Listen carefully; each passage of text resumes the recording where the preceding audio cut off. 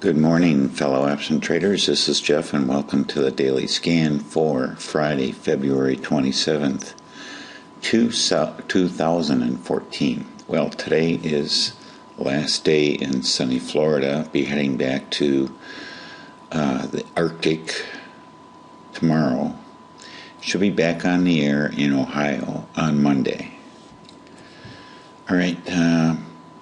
From the announcements yesterday, the shocker here was the CPI, Consumer Price Index, which is going even more negative, which apparently is reflecting a type of deflation, which Mike Maloney, or I think that's the guy's name, that I suggested a couple months ago. You go and check out his videos on the truth about money. Says that first thing that's going to happen will be deflation and then inflation, and pretty bad inflation. So maybe that might be working out that way. I'm not sure. We'll just have to wait and see. All right, and for today we have GDP, Chicago PMI, consumer sentiment, and pending home sales index. Let's check across the ponds. Over in Asia, mixed to maybe slightly bullish, and Europe is definitely bearish. And it looks like that's pretty much the way that it's going to start out here in the U.S. as well. And we're looking just a tad down this morning. Gold is at 12.06, pulled back a little bit overnight. Oil's under $50 for today at this time. The dollar is at 95, which must have had a big jump yesterday against the euro. The euro's at $1.1235. Haven't seen that for a couple of weeks, so we're back down to support, I would call it. And if we looked at a chart, that's probably pretty much what we would see. Yeah, we're down here. This $1.12 level is what I would call support. So we're down at it. So here's this big red candle from yesterday, which made the dollar move up here on the dollar index. I got a little frog on my throat. I don't know what's going on this morning. And I sneezed a few times last night, so I have to make sure that I pump myself full of vitamin C today, just in case something's going on. Also, I told you that I was going to be talking with tech support at Thinkorswim, and they very graciously told me that, gee, you should be running the 64-bit version because you have a 64-bit system. You go, well, I could have sworn when I got this laptop I installed the 64-bit version, but they said no. So if you are currently on a 32-bit version, I would recommend, and you want to upgrade and you can upgrade to the 64-bit, I would recommend calling Thinkorswim Tech Support and having them do it for you, because it's not a smooth conversion. It's not like you're upgrading to a new version. You're actually putting in a totally different application. And the old one has to be deleted first. So they create some backups for you and then restore them so you can still have your setups and your desktop, the way your desktop is laid out, and your watch lists and all that kind of stuff. So I would recommend that, especially if you were having the same problem I was with this thing freezing all the time. Now, after the upgrade, it stopped freezing for a while, and then later on in the afternoon it froze for a second or so, a couple of times. But so far it's a vast improvement over what I had before. I still have to wait for charts to appear, but at least over here the quotes and stuff like that, they would just freeze during the day, and they're changing all the time. They would just freeze up and not move while I was waiting for data. So that seems to have been fixed. All right, so we'll talk a little bit about yesterday. I was in RUT and SPX, if you remember. I also got into Netflix again for the second time this week for a profit. First time was 37 cents, this time was 28 cents. So I was pretty happy with that, but not happy with SPX. Happy with RUT, but not happy with SPX. And we'll cover those when we go through the A+ list. Is there anything else we want to look at here? I don't think so. So I think effectively this week is probably going to be a wash. So we'll probably still be down a couple $100 for the year. And it's frustrating because looking at the overall movement of the market, should be making money. So maybe short term is not a good idea. No, I think it is. SPX just kind of freaked me out yesterday, so we'll look at that. All right, so start off with Apple. Apple, we are still in a setup. Would have been a pretty good trade intraday here if we would have come in here and looked at this candle right here and jumped in on it and then got out later in the afternoon. I bet you could have made 50% profit with a 30 delta trade here intraday, especially towards the close. Market got a little bit stronger right towards the close, and that's what burned me on SPX. All right, moving on to Amazon. Let's move this just a tad over here. Okay. I guess I don't need to see all that. I am interested in what's going on here intraday. Amazon,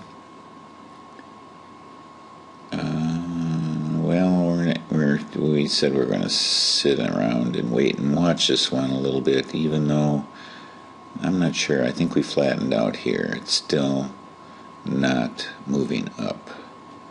We like to have a solid move up, so we're passing on Amazon. Boeing, we're still in a setup. This is not an alertable trade, but we are still in a setup here. Maybe interested in this for today, maybe? I don't know. We have a PPS down, and we're not seeing really anything over here. We're in a downtrend over here. I'm going to put it in as a setup, but I'm not sure which direction. No, I'm not going to. We have a PPS down. We have intraday a downtrend. And yeah, this is not, zoom in here. This is looking kind of bearish to me, or at least like as though it's moving into the bearish category. BIDU did not give us any sort of entry yesterday, but we definitely might have one today.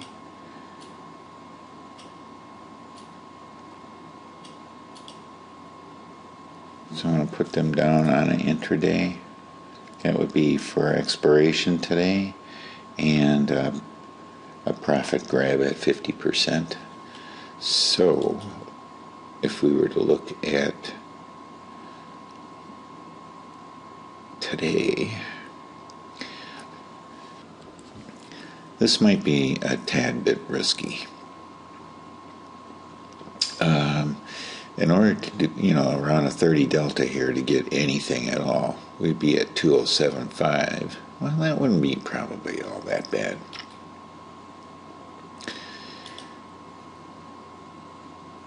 Yeah.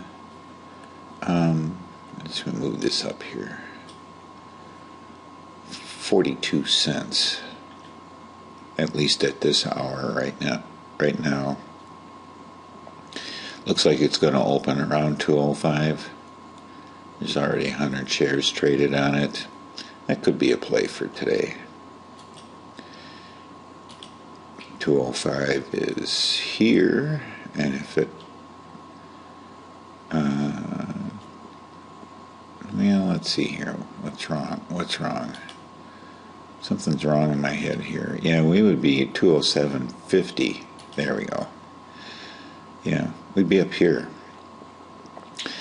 At least pre-market. I mean, it's probably going to look a little bit different after the market opens, so keep that in mind. So I'm keeping this one in my back pocket. Chipotle, still nothing going on there. Costco has earnings. We'll take a quick peek at the Dow. Just looking a little top heavy up here, although the weeklies doesn't indicate that, but we're looking a little top heavy here. Next week will pretty much tell the story.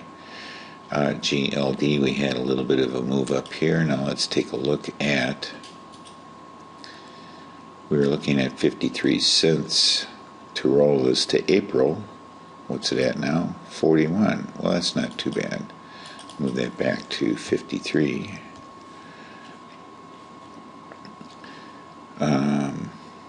I'm hoping that gold, well, gold's not going to come back today, so I'm going to wait until next week. I have plenty of time for this March expiration. That's not the problem. What I'm hoping for is that price moves up a little bit more towards this break-even that we have here. Our cost basis is 124, but I like to see it move up to like 118 or 119 before I roll this to that 123 strike and have a little bit more juice in it. That would be what I would be looking for. All right, Google. What's going on with Google here? Weekly, we're in an uptrend. Daily, we're basically in a slight downtrend. We were looking here to do a bear call. Now it looks like as though we should be looking at a bull put. So let's slide this down here and keep an eye on it for next week. Not going to do anything today. LinkedIn, not doing much of anything since its big push. NASDAQ was really on a tear and then it kind of stalled. It's kind of stalling out here a little bit. A lot of chop and confusion. Not sure exactly what this thing is trying to do here lately, the last couple of days here. So I'm avoiding that, and it's not for today anyway because I would have to do an expiration of next week, and I won't do that. I will not be holding over the weekend. All right, so Netflix, let me just zoom in just a tad here.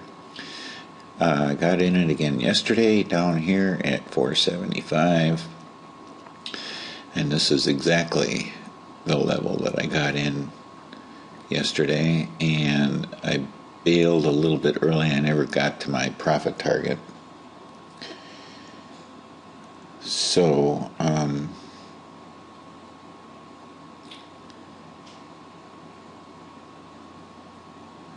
I got out, what did I get out at here? Let's see, Netflix, 28 cents. I made 28 cents on it. I collected 70, and I was looking to get out at, half of 70 is 35, and I was looking to get out at 30. I got out at 28. And there's a very simple math that I do, and I'm now counting my commissions. So for the most part, my commissions, it's $1.25 per contract. So if I do a spread, a debit spread or a credit spread, either one, a vertical spread, I guess you could say, would cover both of those, then that would be 2 contracts, one short, one long, buy one and sell one. So my commissions is $2.50, and that's to open it, and then to close it, it's another $2.50, which is a total of $5. So if I do 1/100th of $5, that's a nickel.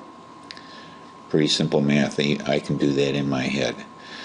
So if I collect 70 cents on this when I open it, half of 70 cents is 35, and then subtract my nickel, that's 30. That's what I would be looking for. So that I would add a nickel to what profit I would be looking for. So I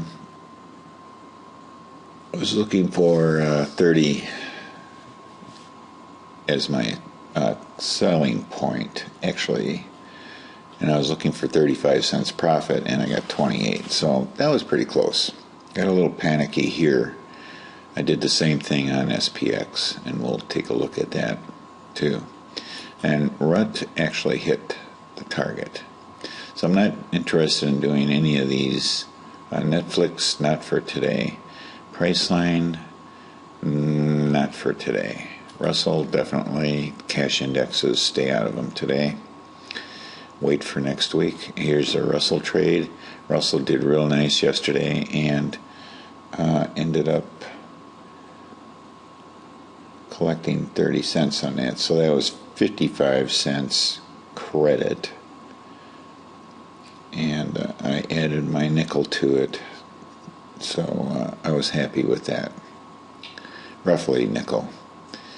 And then comes SPX. Oh man, that hurt yesterday. So here is the last candle in the afternoon. And I was keeping a close eye on this. I had alert. My short was at 21.05. I had an alert set at 21.05. It hit on this wick down here. As you can see, 21.05.04 is here. And I panicked. And I went and I closed the trade. It cost me $2 to buy it back. So I lost $1.20 on that. That hurt because look what it did after that. So if I was to look at the futures, and I think I'm going to do that from now on, sometimes, I'm not saying the futures predict the future, but sometimes the actual cash index lags a little bit on the futures.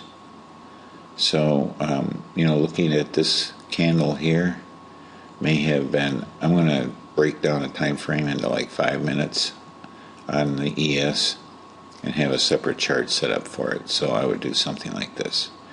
I would say, let's see here, detach. Let's see how fast this thing is now. You would think that, see, it froze up. So this is not the total answer here.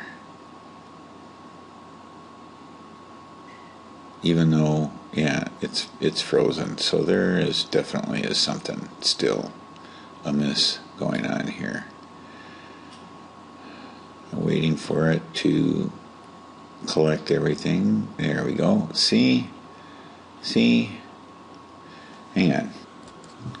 Okay, I sent it off to him. I guess I'm going to have to call him again today. I thought for sure that we were resolved on this, but I guess not. Darn. Okay, I don't want this. I want that.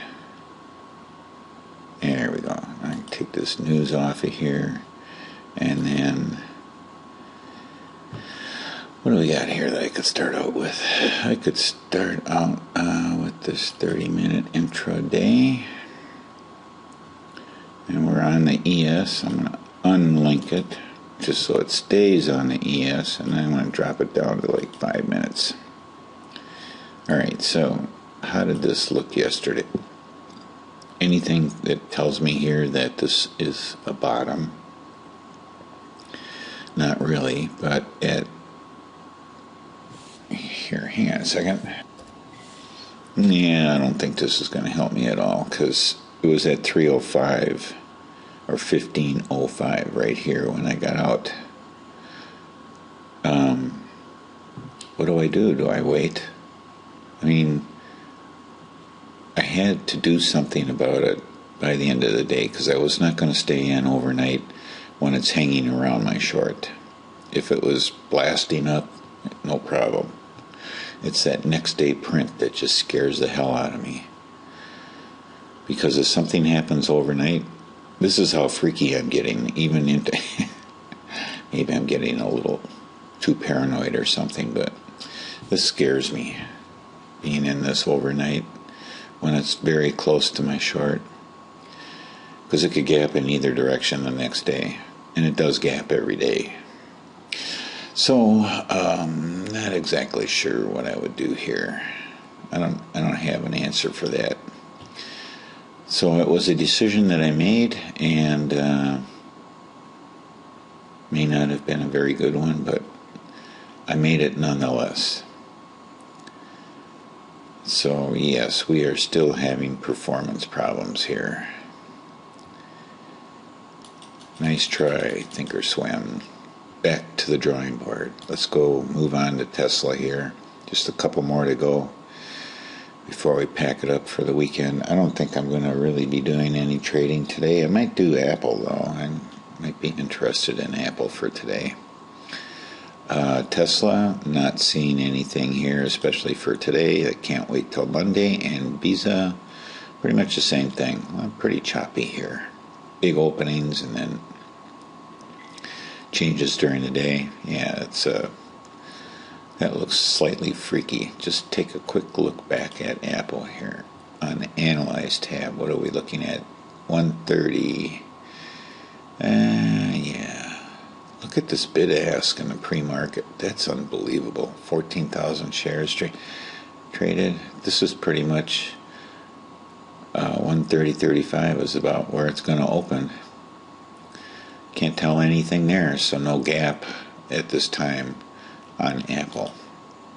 Alright, so that's it. I hope everything's going to go good going through the mountains this weekend. It can be, you never know what it's going to be like up there. So far it looks okay. It's not ideal, but it's okay. So I hope you have a safe trip and be back on the air Monday. Thank you very much for watching. Have a great weekend and happy trading.